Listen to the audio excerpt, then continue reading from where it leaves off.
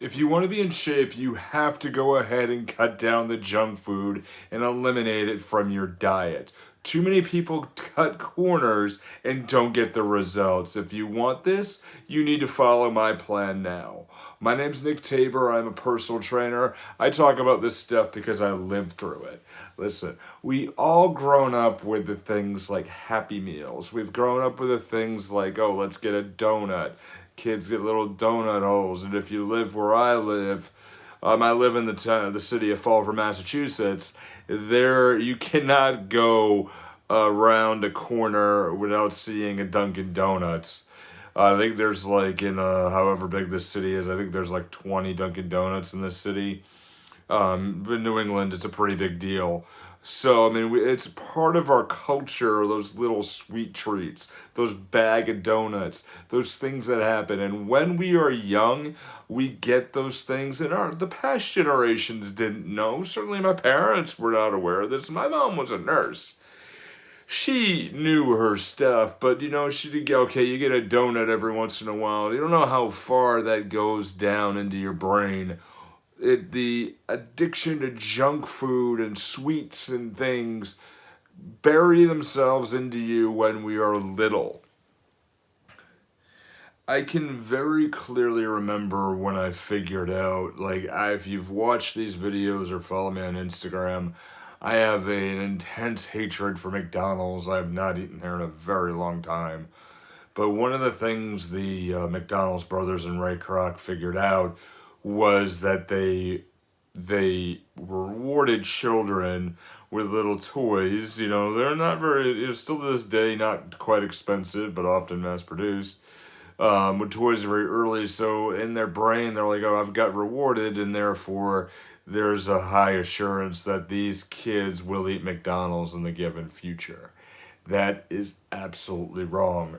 We like the sweet stuff. And if you're at a kid's birthday party and they pass out, or you're at a family function, or the holidays coming up at the time of recording this, you have maybe some sweet stuff in front of you. Would you like some cookies? Would you like this piece of cake? It's fine if you eat a small piece of it. Do you eat the entire cake or the whole sleeve of cookies? No. You do not.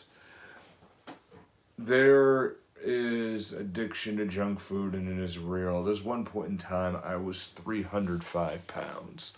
I ballooned up. I ate so much stupid food to the point where, I got so bad with it. I worked at a job where I worked 3:30 to midnight, and I would head on home, and there's a Wendy's actually not that far away from my house. And I would go through the drive-thru, and it's the only thing open. Of course, I'd barely eaten all day. And one time I got there the drive-thru, and the guy on the box says, "Hey, Nick, you're all set. Come on through. We got your order ready." How did you know it was me? And he says, "Well, dude, you come around every night. We heard your car. You're good." I had to make better life choices. And then another place, there's a pizza place, Papa John's, and they I think that one closed down, but they were very nice people, and we ordered there a lot. And this Papa John's actually called me and for a wellness check. And I remember her name was Susie. She's very nice. "Hi, this is Susie, the district manager of Papa John's in the Fall River, Massachusetts restaurant. We haven't heard from you in a while. We just want to make sure you're okay. Are you doing all right, Mr. Tabor?" "I'm fine. Actually, I'm doing quite well, thank you." And I'm like, that's the point where I need to make better choices, and I need to eat healthier food. All right, so Nick, what do you do, right? I got this addicting thing to fast food. We eat food because it's buried in our past. I can remember, I would eat donuts with my dad. I ate this bag of donuts every single Saturday, and my dad and I used to watch weight loss reality TV shows while munching powdered donuts. It makes no sense, I know, but that was a point in time where we didn't really get along, and then we found pure joy eating these donuts. Oh yeah, this is good. Oh, that guy lost weight. Blah blah blah blah. Not good.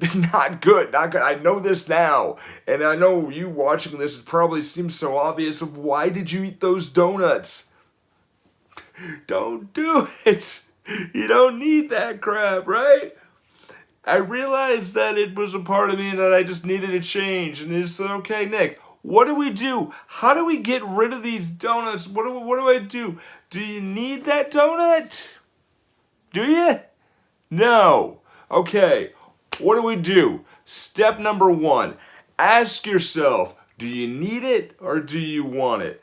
Two very different things. I need that donut because I am hungry. Well, you got several other options and you got better things to do. Okay, do I need that donut? You want that donut, okay? We need basic things. We need food, shelter, water. That's our very basic thing in the Maslow hierarchy of needs. We're not going to eat the donut because we're hungry, because there are other things to do, but we want it. If we want it, it goes less important. It's less important at that time. Now, if it's one of those like, oh my gosh, I want to try this really weird donut, and you have a gourmet donut thing, like we said before, fine, but don't do it every day. We're breaking the habits of daily bad food eating. If we need it, if we need to eat that because it's the only thing around and it's going to help us get home so we can eat healthier food, you're good. But that situation is rare. You don't do that every day. Number 2, wither down the snack food. We are going to have that in our life. We're not going to have a 100% gourmet kitchen unless you are looking to wither down food, unless you are looking to do some special diet or something, or you have a medical condition where you can't eat any of this stuff, whatever it is. All right, you can't have that. But most homes, you're going to have something. You want McDonald's? Awesome. What you're going to do, you're going to go into McDonald's and you're going to wither it down. You're going to take, you've eaten McDonald's every single day, you take half the food and go give it to a homeless person. You're eating half of the calories already. Gone. You take half the food. If you have a box of cookies in the house, take it, put a note on it. I cannot eat these any longer, and leave it on your neighbor's porch. I cannot eat this any longer. Please please enjoy these. Gone. Out of here. You still take half of those. Then you're eating half and you're like, okay, I don't know if I want these anymore because I keep having to give stuff away. When there's a financial cost to it, we stop doing that. Number 3, now what you want to do when you stop eating those foods and you do that, I like to make a bet with myself. I like to draw up a calendar. I have a lot of people and a lot of friends who do an 18-day calendar. My buddy Evan Carmichael actually does this video, a lot of these videos where he does this process called Flex the X. If you follow him on Instagram, there's a lot of his stories that do that. I've done it in a while, man. And buddy, if you're watching this, you need to actually get on that and do another one because you do good with it. But what I do it actually, I call it the X on steroids. I take a calendar, and when I eat healthy or whatever my goal is, I put an X on that calendar. And if I'm tempted, but I fought it off and did well, I circle around that X as well. And I keep going. Eventually, there is going to be a point where you're not even going to need that calendar. I did it, and I had an issue where I was constantly eating cookies and stealing cookies from my wife.